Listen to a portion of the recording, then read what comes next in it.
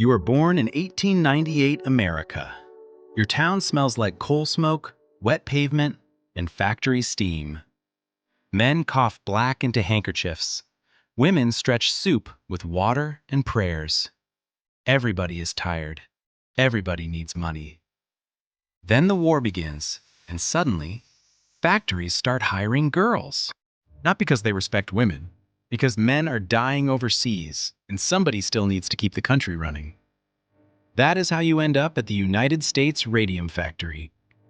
At first, it feels like luck.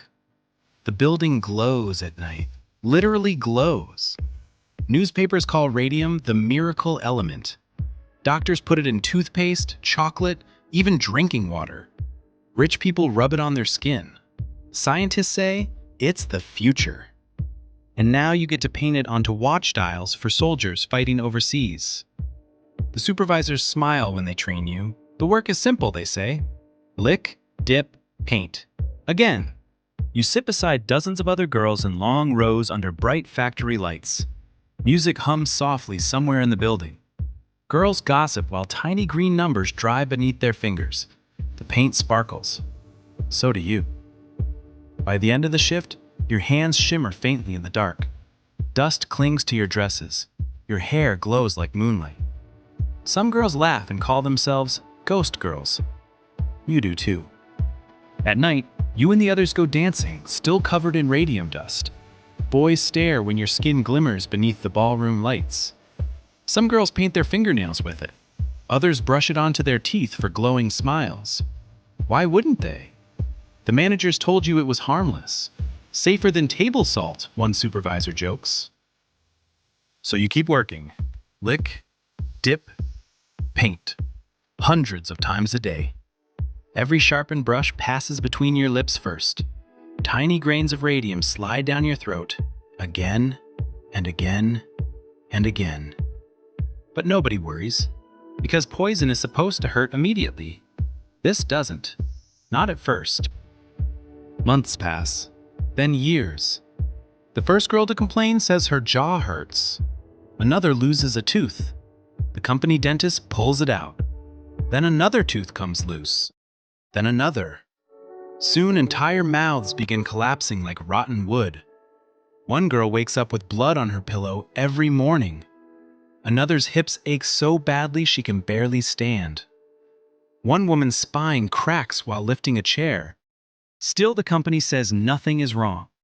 They blame stress, poor hygiene, women's nerves. One doctor whispers something worse. Syphilis. The rumor spreads quickly, because it's easier to accuse dying girls of being immoral than admit the factory is poisoning them. You hear it at church, at grocery stores. Girls who once glowed at dance halls now hide their faces beneath scarves. But the pain keeps growing. One afternoon, while chewing bread, part of your jaw breaks free into your mouth. You stare at it in your palm. White, sharp, still glowing faintly. The doctors finally take x-rays. Your bones look wrong. Not fractured, eaten. The radium inside your body has settled into your skeleton like termites inside a house. Your bones are slowly becoming radioactive, from the inside out. And the worst part? You are still glowing. Even now. Especially now. You become afraid of the dark, because that's when you can see it most clearly. The faint shimmer beneath your skin.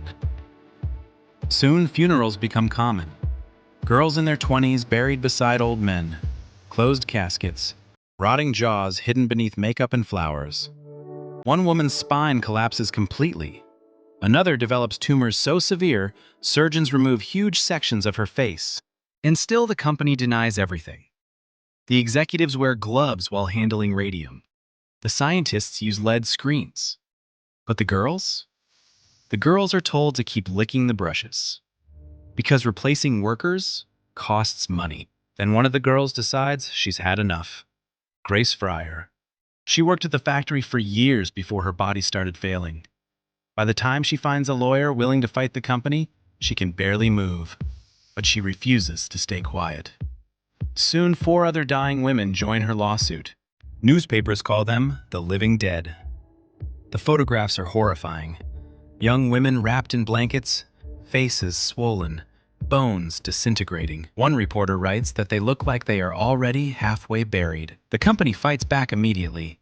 They delay hearings, question the women's morality, hire doctors willing to lie for money. One executive even claims the girls are perfectly healthy. Meanwhile, several of them are too weak to raise their own arms. By the time the case finally reaches court, some women are dying so quickly they have to testify from bed. One can barely speak because her jaw is almost gone. Still, she appears. Still, she tells the truth. And slowly, America begins paying attention. Scientists finally confirm what the girls already knew. The radium wasn't just poisoning them, it was replacing the calcium in their bones. Every lick had buried radioactive material deeper into their bodies. Their skeletons had become weapons against themselves. The company settles before a full public trial can expose everything. Each woman receives money. Not much.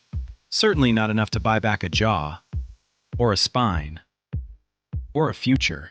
But the case changes history. Factories begin introducing safety rules. Workers gain stronger legal protections.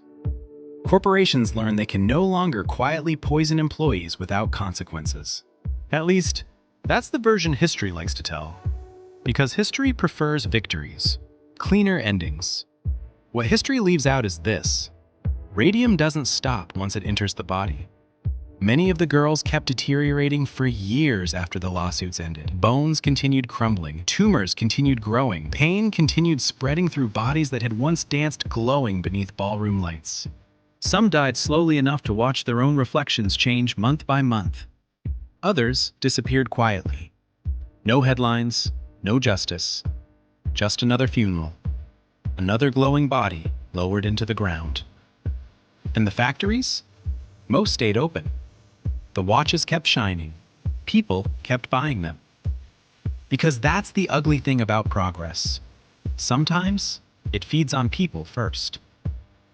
The girls were told they were painting the future. What they were really doing was swallowing it. Lick, dip, paint, until their bones themselves began to glow.